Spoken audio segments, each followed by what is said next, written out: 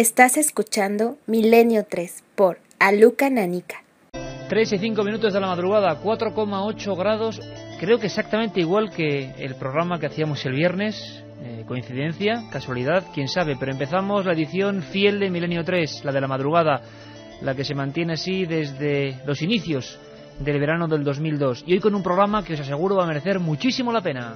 Con esta música de nuestro compañero y amigo, la recopilación de Lightnet, la música de Milenio 3, abandonamos ya con larga cambiada el mundo de los toros y de nuestros compañeros y nos sumergimos en un universo lleno de matices, lleno de cosas por explorar, algunas trágicas, como iban a aparecer aquí en este programa, otras positivas, ¿por qué no? Sobre todo vuestra participación. Y también tendremos muchas sorpresas. Va a ser una hora, de verdad, repleta de emociones. Iba a decir que estamos todos, pero no es cierto, porque aparte de Katia Rocha, Carlos Barroso, falta nuestra compañera fiel en estas madrugadas y en los viernes, por supuesto, Carmen Porter, a la que mandamos un fortísimo saludo, abrazo y beso a las tierras levantinas, porque está, bueno, pues en unos momentos en los que falta un familiar. Y allí está, cumpliendo las importantes obligaciones. Mientras nosotros nos quedamos aquí, haciendo posible esta hora de radio, de compañía, de misterio, de investigación. Y nos acompaña un amigo también de los más fieles, don Francisco Contreras. Buenas madrugadas, amigo. Buenas madrugadas, Iker. Y siempre que viene Francisco ya sabéis que hay noticia de impacto. Eso es una especie de lógica, de coordenada, de ecuación del misterio. Francisco igual a noticia sobresaliente.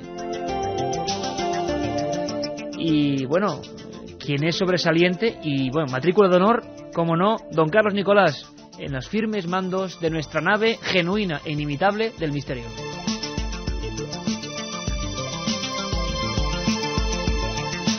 Esto es Milenio 3, amigos, y hay un par de pelotazos que vamos a comentar ahora con documentos que ponen la carne de gallina, porque la madrugada siempre es el momento de la máxima actualidad, el momento en que echamos un ojo rápido a lo que está ocurriendo y también a lo que ocurrió y se saben nuevos datos.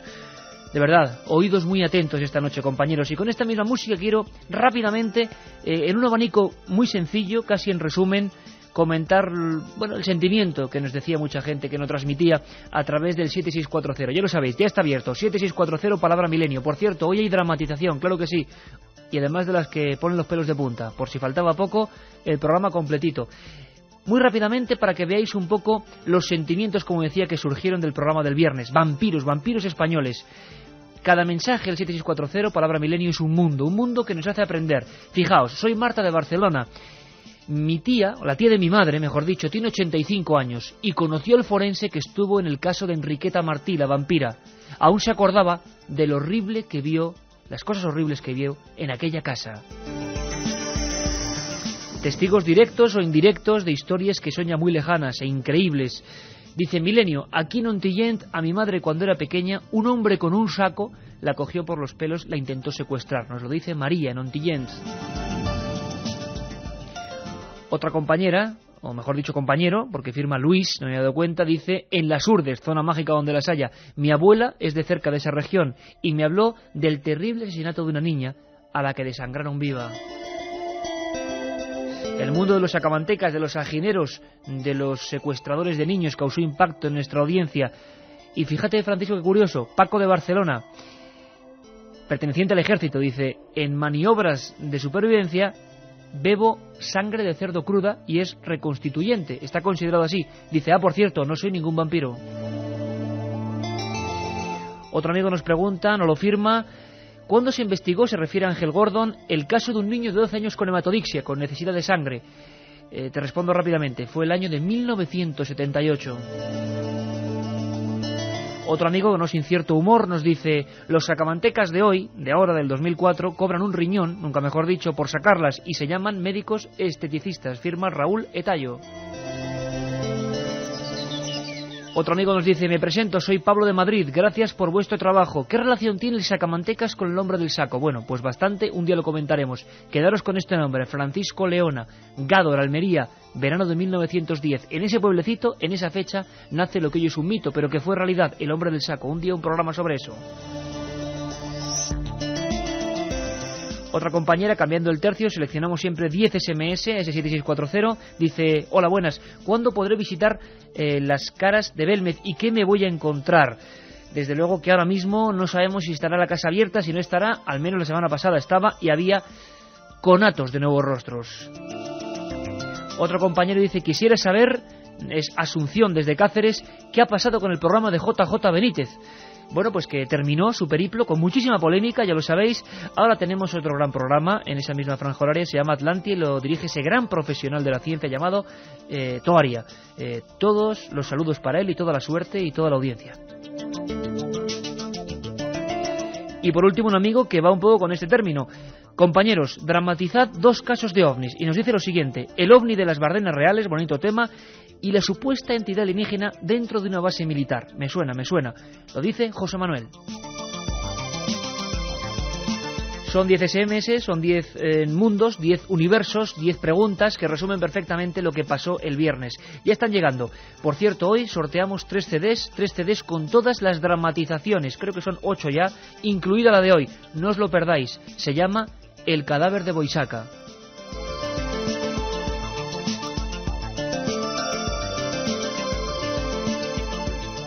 La otra realidad. Milenio 3. En la cadena SER. Hay músicas que por lo menos a mí me transportan a determinados lugares. Cambiamos totalmente. Este es un programa, un espectáculo audiovisual, que para mí desde luego no es nada peyorativo. Procura ser audiovisual cuando salimos a los sitios, ahora espectáculo radiofónico, pero casi queremos hacer sentir. Esta música a mí me recuerda una historia que es la del niño Juan Pedro Martínez Gómez, el niño de Somosierra.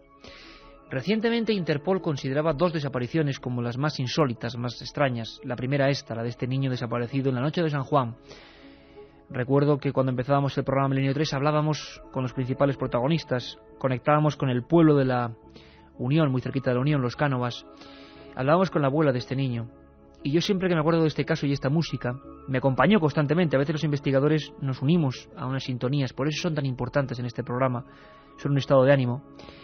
Y recuerdo que se me quedaba una frase en la mente viajando hacia allí. En Los Cánovas hay un pequeño cementerio y una pequeña tumba, una tumba a la que nunca le faltan las flores. Una tumba vacía, esperando un cuerpo quizás, o una esperanza. Son los desaparecidos, Juan Pedro Martínez Gómez. ¿Dónde está? ¿Nos está escuchando? ¿Está en otra dimensión? ¿Ya no está entre los vivos? ¿Quién sabe? Son gente que ni viva ni muerta, desapareció, simplemente se esfumó. Y si el caso de Juan Pedro es conocido y es célebre, hay otro que siempre permaneció en la sombra, un poco eclipsado por la fuerza de ese primer suceso. Curiosamente ocurrió muy cerca, en apenas unos meses. El caso de Juan Pedro, el niño disuelto en la nada, en pleno alto de Somosierra, noche de San Juan de 1986, tuvo un preámbulo, si cabe, todavía más doloroso por las circunstancias. Ocurrió en abril del 87. El protagonista es David Guerrero Guevara. Quizá no os suene a nada, quizá no os diga nada este nombre, pero estoy seguro que a muchísima gente ahora mismo, al mismo tiempo ahora, le puede ocurrir un pequeño escalofrío, un calambrito del misterio, como dice Iñaki Gabilondo, cuando os diga que ese niño es el niño pintor de Málaga. Toda una historia, Francisco, que tú te has vuelto a liar la manta a la cabeza y has vuelto a sacar de aquí y allá documentos, datos. Sé que es difícil, pero podríamos brevemente contar a la gente que no lo sepa qué pasó a grandes rasgos con el niño pintor de Málaga. Una historia dramática, una historia terrorífica, una historia en la que estábamos ya trabajando para preparar un especial sobre desaparecidos. Ya lo hicimos la temporada pasada, centrándonos sobre todo en el caso del niño de Somosierra. Por cierto, que si me permites además, y no es ningún tipo de pedoteo, felicidades, Francisco, hablamos de Málaga y sé que hoy por hoy Málaga empezaba una sección nueva de misterios. Gracias. Que es un honor que la hagas tú, porque sabemos que eso es sinónimo de buen reporterismo y que es un honor que todo un buque insignia del periodismo en España como Hoy por Hoy dedique una sección a los misterios. Felicidades. Los Gracias. Jueves, ¿no? Los jueves, de 12:30 a 2 en la desconexión para Málaga con Esther Luque. Y, bueno, soy muy agradecido y vamos a estar ahí dando el callo para todos los malagueños. Periodismo desconocido con el reportero Francisco Contreras, nuestro compañero, y precisamente por eso, iniciando más o menos esa colaboración, te metías de nuevo en el tema. Una historia terrorífica del niño pintor, que quizás ha estado solapada, como bien dices, por el caso de Somosierra, ¿no? Era un 6 de abril de 1987 cuando David Guerrero Guevara, en aquel entonces contaba con 14 años de edad, salía de su domicilio situado en la calle Sargento García Noblejas. Cruzaba 100 metros hasta llegar a una parada de autobús ubicada en la calle Ayala, con dirección a un local de exposición de pintura que se llamaba La Maison. Solamente portaba lápices y un bonobús, y se esfumó, desapareció. Eran las 6:30 de la tarde, como te decía, de ese 6 de abril de 1987, y nunca más se supo, jamás. Ha habido investigaciones policiales, hubo una movilización social en Málaga increíble. Es un tema arquetipo. No hay nadie en Málaga, y creo que en el resto de España, que no se hable del niño pintor de Málaga, o el niño Picasso, como le conocían. El niño Picasso. El niño Picasso, que no se estremezca. Y yo recuerdo fotografías de época de la imagen, revisando en la hemeroteca, como los taxis se llenaban de carteles con la foto de David. Aquella foto en blanco y negro con la palabra terrible, ¿no? Desaparecido. Desaparecido. Cómo se movilizaron cientos de personas, Guardia Civil, Protección Civil, Policía Local, Policía Nacional. Incluso, preparando este próximo programa, hablaba con José Luis Calvo, que es el vicepresidente de la Asociación al Menor en Málaga, Prodeni, y me decía que la comparación con otro caso de desaparecidos no existe, porque a David se lo tragó el aire, desapareció. Para que la gente se haga una idea muy gráfica, Francisco, es la barriada 25 años de paz donde él vivía, y la desaparición, con gente observándole, en pleno día, ocurre en una zona donde no se acerca ningún automóvil a él, donde nadie ve a ningún adulto que se aproxime, él va por la acera. No hay ningún testigo. Y de repente ese niño desaparece. Nadie que le viese llegar al centro, a la calle Larios, nadie que le viese subir al autobús, absolutamente ningún testigo, a una hora en la que, bueno, pues el tráfico es... hay bastante tráfico, hay muchas personas paseando por las calles. Nada, absolutamente nada. Si quieres, en este trabajo, recuperando todos los datos, he podido rescatar, gracias a los compañeros de SER Málaga, en este caso a Ricardo Sánchez, jefe de misiones, un documento espectacular. Estremecedor. A mí me ha puesto el vello de punta, ¿no? Es su hermano Raúl, en esas mismas Navidades, que a través de los micrófonos de SER Málaga pedía, suplicaba que David volviese, o que si alguien tenía alguna pista de dónde podía estar, que se pusiese en contacto con ellos. Si quieres lo ponemos. Había esperanzas en ese momento, sí. Diciembre del 87. Y todavía las hay ahora. Ojalá, como el caso de Juan Pedro, por supuesto, de que por lo menos no se convirtiese en uno de esos casos que Interpol dice que sobrepasan todo lo imaginable, desapariciones extremas. Muchos dirán que absorbidos ¿por qué? ¿Secuestrados por quién? ¿Por seres extraños? ¿Por agujeros en el espacio-tiempo? ¿O simplemente que a veces no hay explicación? Son 15 años, más de 15 años, sin datos, 17 años prácticamente, sin datos. Pista. Su hermano hacía un llamamiento, Raúl. Un llamamiento que tú has recuperado, Francisco, y que creo que tiene un dramatismo tremendo, porque esperaban alguna noticia que desgraciadamente no llegó. Este es el hermano del niño pintor de Málaga, David Guerrero Guevara, Raúl, llamando a su hermano a través de la fuerza de las ondas. Hermano David, ya hace 9 meses que saliste de casa y nada más ni nosotros ni nadie supo de ti. 9 meses más aquel 6 de abril en que desapareciste. Estas Navidades tu ausencia se hace mucho más grande y dolorosa. Si me estás oyendo, David, que sepas que te habla por SER Málaga, tu hermano, tu amigo, compañero en esa pasión tuya y mía de la pintura. Aquí está esperándote toda la casa. Mamá ya no tiene lágrimas de tanto llorar. Papá llora para adentro como los hombres. Nuestro hermano Jorge igualmente vive en la esperanza. Esperanza en tu regreso. Te propongo una cosa. Vuelve, da señales de vida. Vuelve para hacernos las Navidades más felices del mundo. Aquí te espera, junto a la mesa, la silla, tu sitio, tu lugar, tu plato y tu comida. Ven, por favor, y por ese niño Dios que va a nacer, te lo pedimos tus padres y tus hermanos. La otra realidad. Fenómenos extraños. Misterios sin resolver. Milenio 3. En la SER. 7640, palabra milenio, y una cantidad increíble de gente que, volcándose al tiempo, sintiendo el mismo escalofrío, pregunta por el niño pintor. ¿Por cómo fue la investigación, Francisco? Te traslado esa pregunta. Hombre, las últimas pesquisas al respecto conducían una a Portugal y otra a otra provincia de España.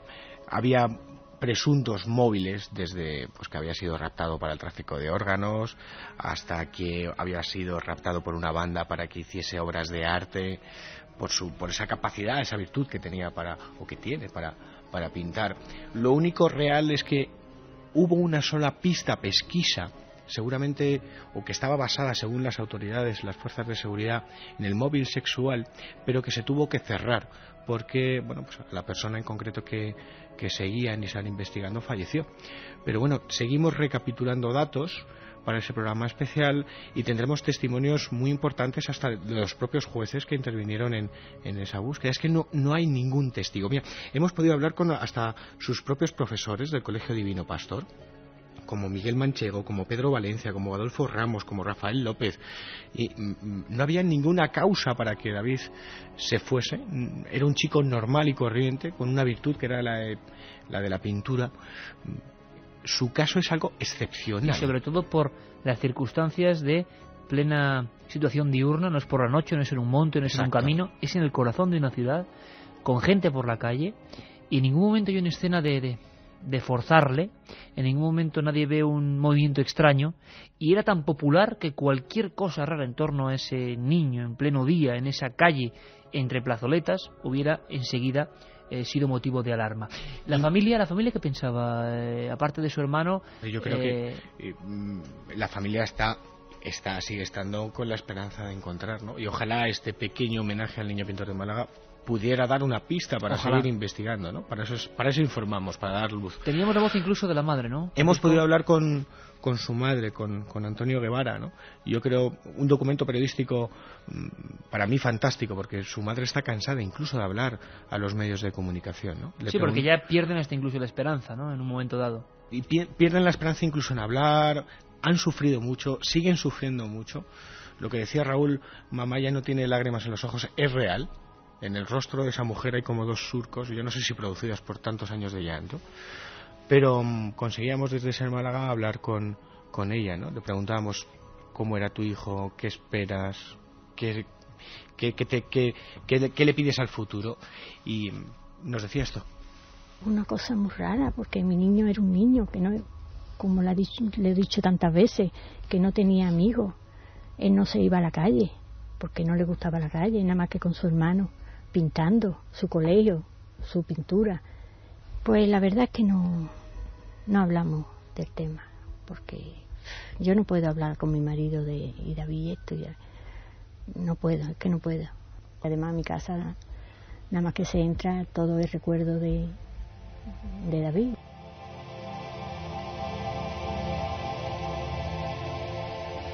Sobre todo imaginemos la sensación, porque estoy seguro, Francisco, que ahora mucha gente que nos escucha también ha podido tener casos parecidos, ¿no? Pero un altísimo porcentaje, y lo hablábamos aquí con Carlos Corrales Rubio, el comisario general de la Policía Científica, cuando hicimos ese programa, cuando hicimos ese especial sobre el CSI español, que la inmensa mayoría se resuelven, y que siempre hay alguna pista, alguna huella, algo, se comunique o no. En el caso de Juan Pedro Martínez y en el caso de David Guerrero, tan cercanos en el tiempo, tan parecidos de alguna manera, no hubo ni una sola pista, y la investigación movilizó a decenas de miles de personas, acciones populares. Fueron casos que llegaron a las televisiones, aunque no había en esa época programas que solo se dedicasen a desaparecidos. El revuelo, precisamente por eso, por no estar popularizado el tema de los desaparecidos, fue brutal. El hecho de que fueran unos niños, Juan Pedro y David, hicieron correr ríos de tinta y lágrimas, como tú decías, no solo en la familia, sino en los expertos policiales. Yo recuerdo a Rafael Noja, recuerdo a personas como José María Seara, de desaparecidos de la policía, que investigaron estos casos, y que era tal la impotencia que tenían, que llegaban a admitir una posibilidad. Me decía Níker, lo decían así a la cara, en estos casos, cualquier posibilidad, por fantástica que a ti te parezca, es considerable.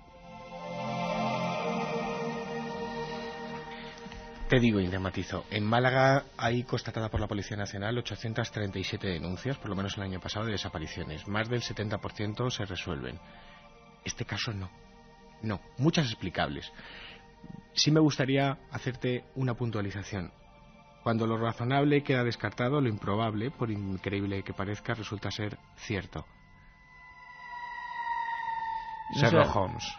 No sabemos qué le puede parecer a la madre esa frase, porque desde luego tendría una angustia importante y la sigue teniendo, y esto lo hacemos con todo el respeto. Interpol considera a Juan Pedro Martínez Gómez y a David Guerrero Guevara, 17 años después, como algunas de las más importantes desapariciones habidas en toda la Comunidad Europea en cuanto a extrañeza, por cómo ocurrieron, por cómo siguieron las investigaciones, por cómo no hay una sola pista. Incluso en algunos archivos venía el tema de desapariciones extremas tragados por la nada. ¿La nada acaso puede tragarnos? ¿Puede ocurrir? Hay casos en la antigüedad que parecen que pueden dar a entender incluso eso. Escuchamos de nuevo, aunque sabemos que es duro, estos documentos que trae Francisco Contreras desde Ser Málaga, de la madre de David Guerrero.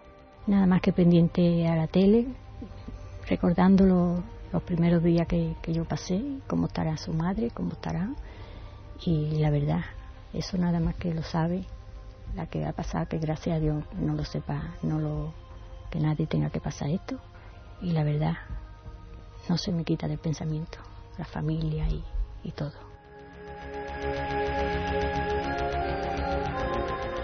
Varias personas como Alejandro nos preguntan, Francisco, por cómo es posible que la policía no encontrase ninguna pista en un muchacho tan famoso. ¿Pintaba tan bien?, pregunta mucha gente. ¿Pintaba tan bien? ¿Era realmente un superdotado o se agrandó su fama por el hecho de la desaparición? Personalmente creo que se agrandó, pero pintaba muy bien, ¿no? Todos los profesores con los que he podido hablar, así como algunas personas allá, sus familiares, pintaban muy bien, pero no era tan superdotado. De hecho, él cuando desaparece es cuando va a exponer su primera obra en la Maison. Entonces, bueno, yo creo que se agrandó esa fama. Se agrandó esa fama de virtuosidad pictórica. Pero hubo una movilización increíble. En Málaga, cualquier persona que pregunte sobre David Guerrero te dice: yo le busqué. Guardia Civil, Policía Local, Policía Nacional. Y sobre todo me quedo con un corte de la entrevista que realicé a José Luis Calvo, al vicepresidente de la Asociación al Menor. Lo que diferencia al caso de David Guerrero de cualquier otro es que parece que se esfumó en el aire. Este adelanto por esta noticia trágica al mismo tiempo para el mundo del misterio de David Guerrero Guevara, nuevas investigaciones.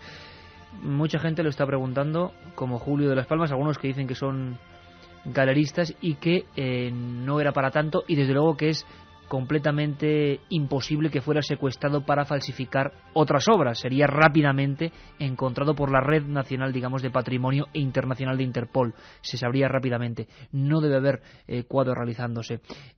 Posibilidades de una futura investigación. ¿Se han cancelado todas ya, imagino? Siguen abiertas. La investigación se tuvo que cerrar porque se siguió una de las pistas, la que te he comentado antes. El móvil presuntamente era sexual, relacionado con un personaje, con una persona extranjera, y falleció. Esa pista llevaba hasta Portugal, pero se tuvo que cortar, se cerró la investigación porque falleció, con lo cual no hubo posibilidad de ir más allá. Hubo una posible, un conato de solución cuando hace varios años se encontraron unos restos de infantiles cerca de la Alcazaba. Todo el mundo creía que iban a ser los restos, desgraciadamente, de David, pero tras el análisis del cuerpo se determinó que eran restos de niños de la época de la Guerra Civil. ¿Dónde está David Guerrero Guevara? ¿Dónde está Juan Pedro Martínez Gómez?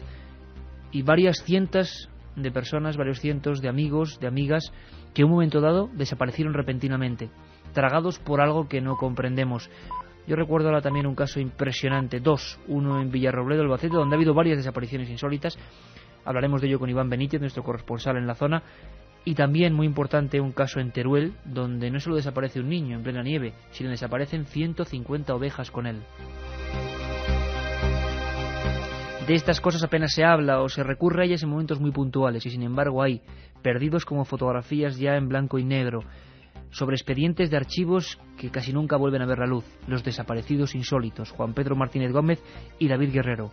Aquí esta noche en Milenio 3, con unas voces que estoy seguro que nunca habíais escuchado, hemos intentado hacer el pequeño homenaje. Nosotros, por nuestra parte, aunque sea como periodistas, seguiremos investigando, pensando siempre que la esperanza, ¿verdad, Francisco?, es lo último que se pierde. Siempre. Y mucha gente que nos sigue preguntando, 7640, palabra milenio, ese CD que regalamos con todas las dramatizaciones. Y ahora, preparaos bien. Larga cambiada de nuevo, Carlos, ya verás.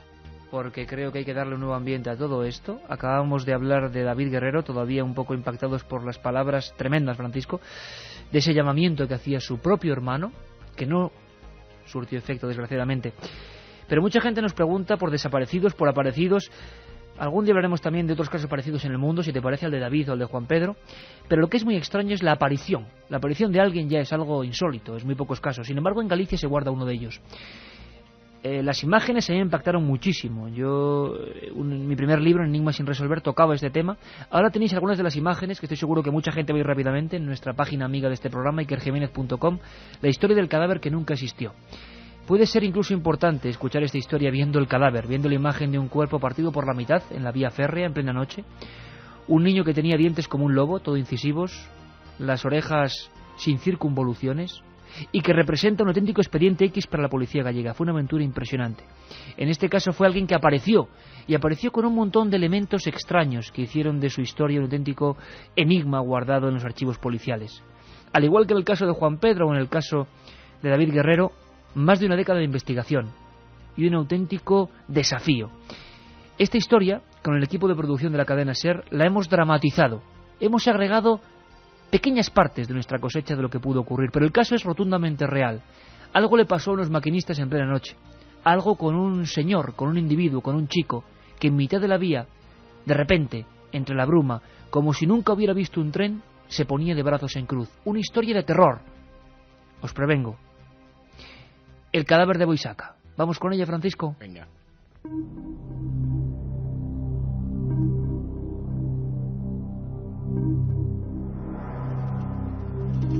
Había comenzado el mes de mayo y la noche era muy fría. El tren Rías Baixas avanzaba a gran velocidad rompiendo la oscuridad.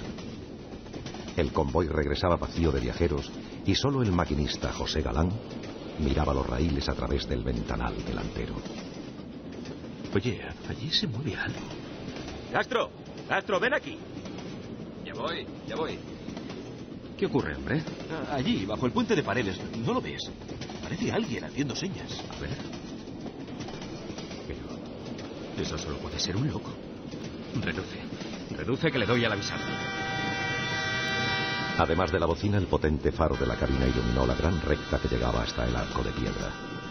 Efectivamente, allí, muy al fondo, parecía distinguirse la sombra de un joven que aguardaba en mitad de las vías y que tenía los brazos en cruz. Un individuo que no se movía ni un centímetro. José, frena, que nos llevamos a ese desgraciado por delante. ¡Frena!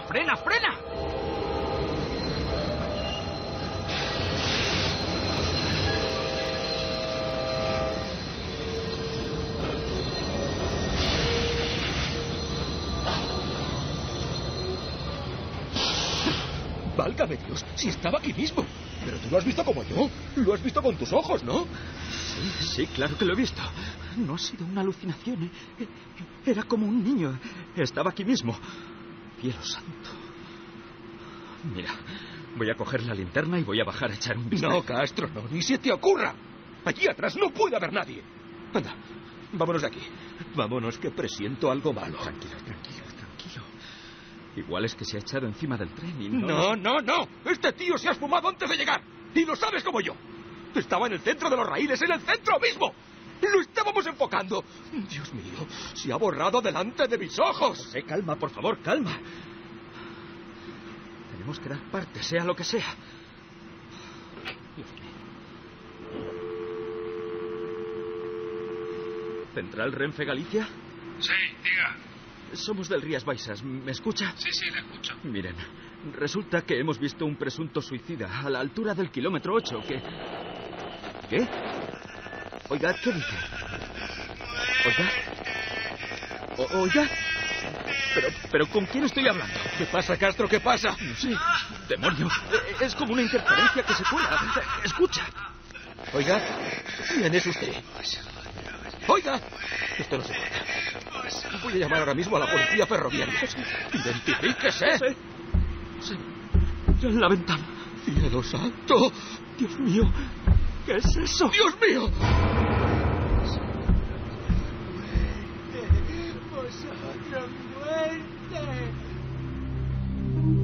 Galán y Castro no volvieron a verse jamás después de aquel acontecimiento.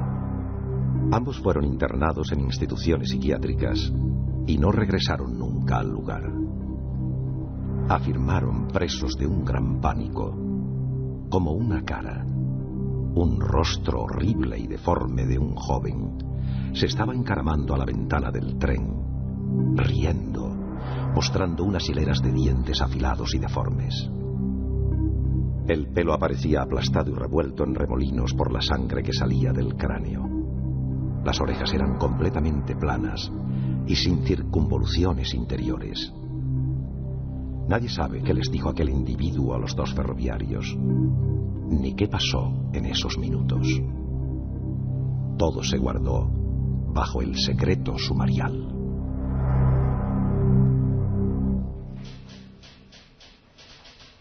Ocho años después, un guardia civil se interesó por el asunto al encontrar unas fotografías en la sección de cadáveres sin identificar de la provincia. Sí, estos son. El expediente, como ve, ocupó unos 600 folios.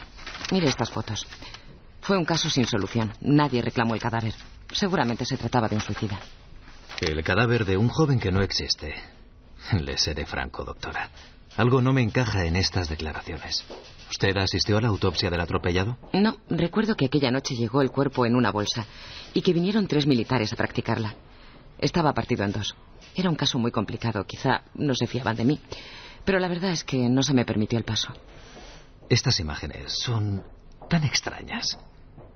¿No se trataría de un niño salvaje? Esta mueca de dolor, estos dientes, ¿son todos incisivos? Efectivamente. Una dentición completamente anómala. Se hizo un rastreo en profundidad, encabezado por el capitán de la policía científica, Gregorio Nozal, ¿lo recuerda? Descubrió que en esa recta hubo hace muchos años otras muertes misteriosas. Pero luego se retiró de la investigación. Y por cierto, mire esto. ¿Esas son las monedas que llevaba el cadáver? Sí, pero obsérvelas. El guardia civil quedó estupefacto. Aquel dinero ya no estaba en circulación desde hacía mucho tiempo. Eran piezas de los años 40 y habían aparecido en los bolsillos dentro del pantalón roído de un suicida, que además llevaba puestas unas zapatillas antiguas y una ropa que no parecía propia de esta época. Hay cosas que se me escapan. Ellos aseguraron haber visto aquella cara subiendo por la ventanilla. La describieron como algo vaporoso, inmaterial. Incluso aquí pone que hablaron con él. Pero, ¿por qué la transcripción de esa conversación falta en el informe? Bueno, con el paso del tiempo se han podido extraviar. Doctora, por el amor de Dios, ¿cómo es posible que le vieran si le acababan de pasar por encima con el tren? ¿Cómo iban a hablar con un muerto? Mire, le voy a ser sincera. A mí me dieron orden de guardar estos informes. La prensa quiso saber en su día dónde se enterró el cuerpo, que fue de los maquinistas, y me dejaron muy claro que no dijese nada a nadie. Solo recuerdo que una noche lo llevaron al cementerio y lo enterraron en la tumba 7621.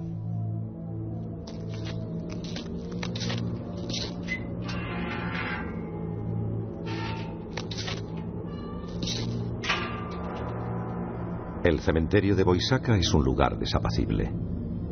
La tumba 7621 no tiene nombre. Nunca ha habido allí una flor, y ni siquiera asoma una mísera cruz de palo. Es tan solo un rectángulo de tierra junto al muro exterior. Cuentan que, movido por una fuerza sobrenatural, el guardia civil sintió aquella madrugada la necesidad de acercarse y dejar una grabadora durante toda la noche. Hoy este miembro de las fuerzas de seguridad también guarda silencio. Hace tiempo que fue destinado a una provincia del sur. Al parecer, aquella cinta había registrado algo. Un sonido que, como todo en esta historia, debía permanecer en el más profundo de los secretos.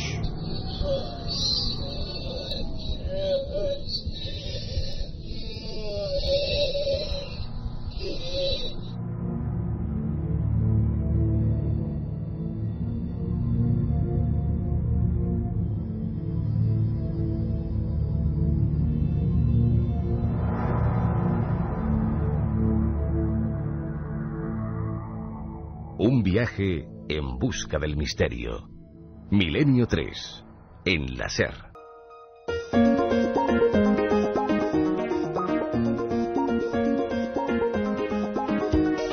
Pues ahí estaba, la historia dramatizada del cadáver de Boisaka. Fue eso lo que ocurrió. Muchísima gente, 7640, invadido ahora mismo el SMS, horrorizados por las fotos reales que se pueden encontrar en la sección Viejo Archivo de ikerjimenez.com y efectivamente en ese capítulo de Enigmas sin resolver, primera parte, el cadáver de Boisaka. Bueno, miradlas, ver el dramatismo y sacar vuestras conclusiones. ¿Qué sería el cadáver de Boisaka, Francisco? Yo creo que la tumba 7621 guarda un secreto, Bueno, gente diciendo, a ver quién duerme, Santi de Granada, lo difícil que va a ser ponerse a estudiar ahora debajo del flexo. No pasaba, un amigo desde Italia, no pasaba este miedo desde que era pequeño. Mucha gente impactada todavía con el tema de la desaparición. Hola Iker, en el año 76 desapareció un compañero de mi colegio en Basauri, Vizcaya. Jamás se encontró una sola pista, solo unos restos, pero no se supo más. Manu de León, sencillamente estoy muerto de miedo. Milenio, José de Madrid, me ponéis los pelos como escarpias. Estoy en un parking solo. Amigos de Milenio, yo conocía muy bien a David Guerrero. Pintaba muy bien y aún tengo el sufrimiento de no saber dónde está. Sugerencias a veces tremendas, pero que son el ingenio de nuestros amigos. 7640, palabra Milenio. Sorteamos esos CDs con todas las dramatizaciones. ¿Por qué no probáis, nos escribe un buen amigo, a poner David Guerrero en el código de la Biblia? Habrá que decírselo a David Zurdo y, por supuesto, con todo el respeto, ¿no? Sin buscar ningún tipo de macabra morbosidad. Pero bueno, no sé, igual se podía poner, quién sabe, ¿no? Te digo, no, porque además se hicieron muchos programas con pseudovidentes y personajes de la farándula de lo esotérico y lo ocultista. ¿Y qué pasó? Que no encontraron nada, no dieron ni una para variar.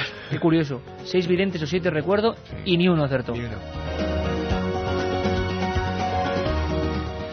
Muchísima gente, Francisco, muchísima gente, da hasta un poco de cosa, porque ves en Moncada, en Mataró, en Gerona, en Alicante, en Granada, gente que ha conocido personalmente a personas que se han esfumado, que han desaparecido. Mucha gente que pregunta por los CDs de los programas, por los CDs de las músicas, por los CDs de las dramatizaciones. Ya sabéis, la única vía, 7640, palabra Milenio. Y una sugerencia, aparte de muchísimos mensajes de miedo, de qué era el caminante de Boisaka, de dónde está ese cuerpo, de si se exhumó, de si fue una fosa común, dudas de todo tipo.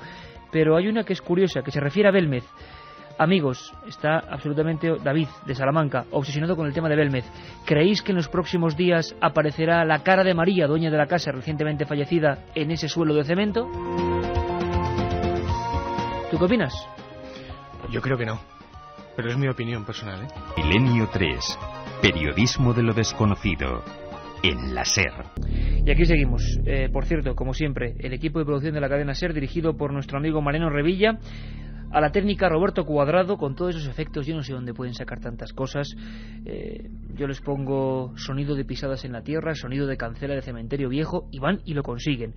Y gracias a esos actores maravillosos con los que podemos recrear, dramatizar e incluso ensoñar algunos casos como este: Primitivo Rojas, Charo Soria, Antonio Muñoz, Nacho Barceló, Esteban Masana, Iván Jara y Juan Antonio Merayo.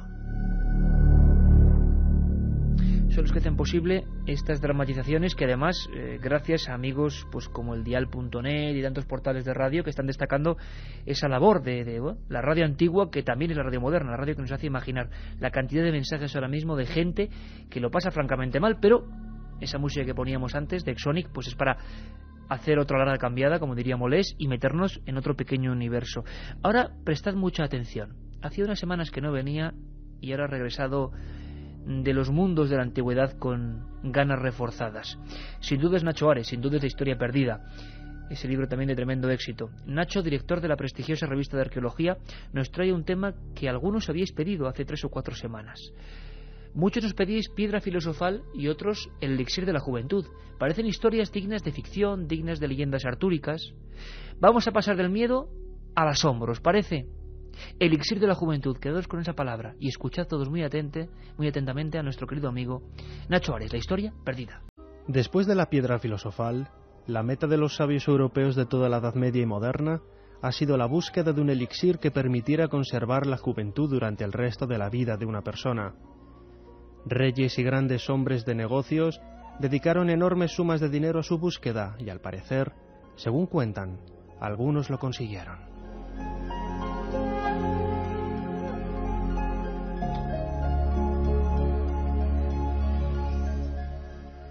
Uno de aquellos monarcas, perseguidos por una extraña predisposición a abrazar lo insólito, fue Felipe II.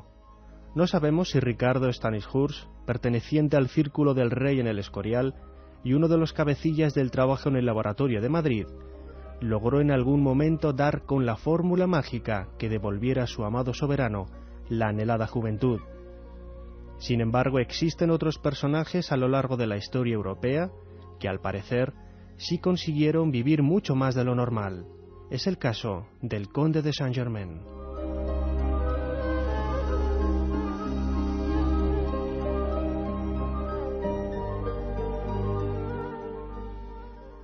El origen de este misterioso conde es todavía desconocido.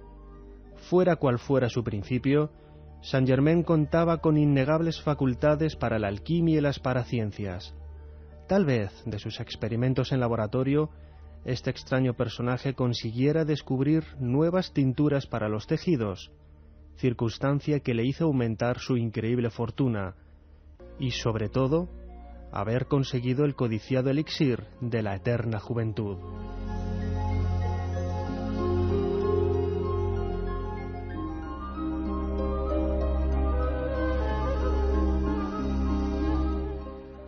Lógicamente, todo esto no es más que una mera especulación. La única verdad constatada es que durante el siglo XVII, en las cortes europeas apareció un personaje que se hacía llamar el conde de Saint-Germain.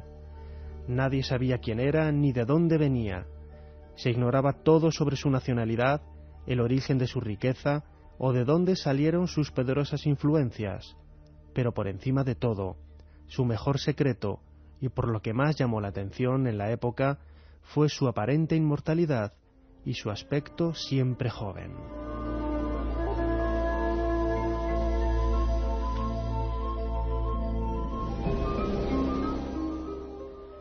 Existen anécdotas documentadas en legajos en donde se cuenta la sorpresa de algunos nobles al encontrarse con el misterioso conde, años e incluso décadas después, y observar atónitos que su aspecto no había cambiado en lo más mínimo. Algunos realizaban cábalas sobre la edad del conde y otros, como el célebre Casanova, se sorprendían de cómo Saint-Germain, que a pesar de su extraordinaria juventud debía de pasar de los 100 años, se les adelantaba a la hora de conquistar a cualquier dama de la nobleza. Realidad o ficción, es difícil saberlo. Una increíble cantidad de mensajes, de sensaciones, 7640, y es una maravilla leerlas. Por cierto que tenemos la suerte de recibir constantemente músicas. No solo Javi Rodríguez o don Carlos Nicolás crean músicas para este programa, y además orgullosos que estamos de ello, sino oyentes.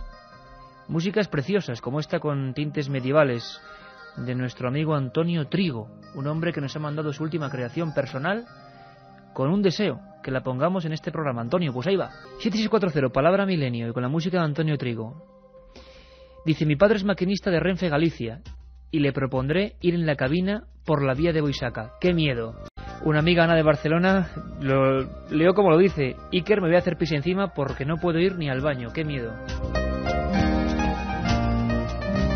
Otra compañera: me estoy volviendo adicta a vuestro programa, estoy en la cama a oscuras, casi me muero. Y otro que aprovecha el tiempo, dice: estoy durmiendo con mi novia, estamos muy abrazados y os digo una proposición. ¿Para cuándo vais a hablar del niño que llora en el cementerio? Creo que es Málaga, ¿verdad, Fran? Cementerio San Miguel. ¿Lo haremos? Sí, no, y además, no solamente del niño que llora, sino que, bueno, gracias a compañeros como José Manuel Frías he descubierto un cementerio que está plagado de enigmas y de misterios. No solamente un niño que llora y que además la gente le deja ofrendas de juguetes, es increíble, en la lápida, ofrendas y le piden cualquier tipo de operación supuestamente milagrosa, sino que además hay un panteón dedicado a las ánimas negras del purgatorio, donde se hacen rituales. Ánimas negras del purgatorio, donde han hecho durante muchos años rituales y han tenido los encargados del cementerio que tapiar ese panteón. Hay un montón de leyendas, de apariciones de escritores. Bueno, ya las contaremos. Fíjate qué maravilla, Francisco. Somos varios guardias civiles y ahora estamos haciendo guardia a 30 metros de un cementerio. Pero sinceramente, no somos tan valientes como nuestro compañero, el que aparecía en la dramatización, el que iba a grabar la voz del niño de Boisaca. Otros compañeros nos dicen, ¿por qué no nos habláis un día, dramatizáis de esta forma, el crimen de Puerto Urraco, del que tanta gente joven hemos escuchado hablar pero que no conocemos?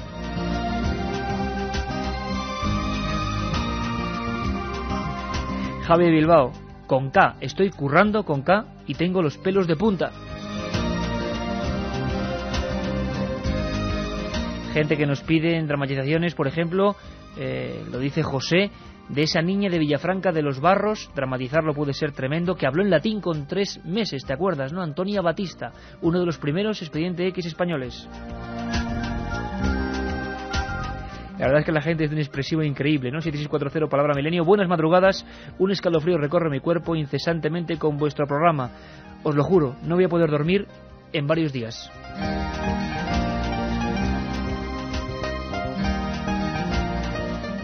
Dice Sergio de Santiago de Compostela, claro, muy cerquita del lugar de los hechos, de esta dramatización, de esta recreación. Dice, estuve el otro día en Boisaca.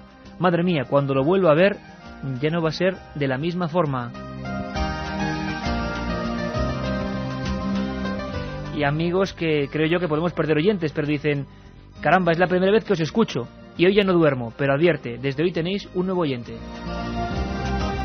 Pues amigo, domingos de 3 a 4, viernes de 1:30 a 3. Esta aventura se llama Milenio 3.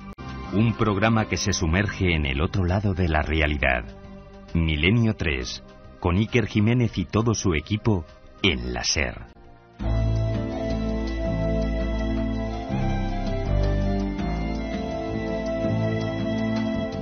Sintonía ya de despedida, Millennium, Hans Zimmer, las músicas siempre tan importantes en este programa que ha tenido de todo. Hemos hablado de David Guerrero con datos de última hora que ponen la carne de gallina.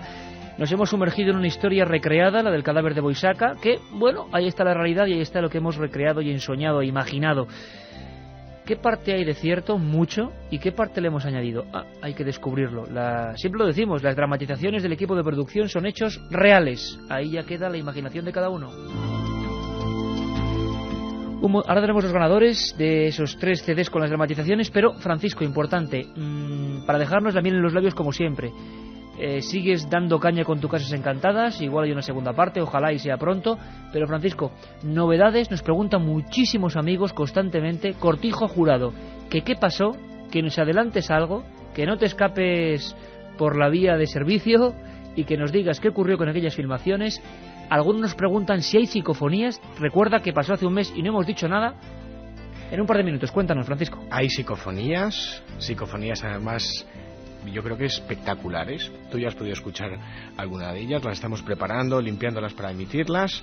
Algunas terroríficas, voces masculinas, voces femeninas, con tonos metálicos, haciendo preguntas además, muchas veces.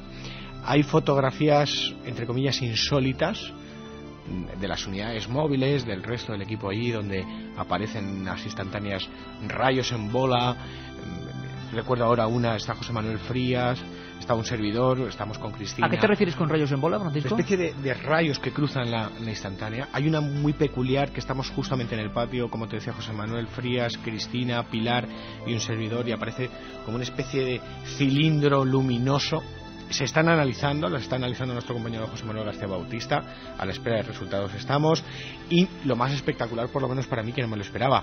¿Te acuerdas de las esferas que se grabaron en el restaurante Viandas con infrarrojos? Y además preguntan mucho por Viandas la gente todavía. Pues las mismas esferas han vuelto a cruzar la pantalla de las cámaras que dejamos en los sótanos de Cortijo Jurado aquella noche. Por cierto que esas grabaciones tienen una cualidad especial, es que fueron captadas directamente por los micros de la cámara. Vamos a ver si en breve tiempo podemos estar allí de nuevo, volver a hacer investigaciones.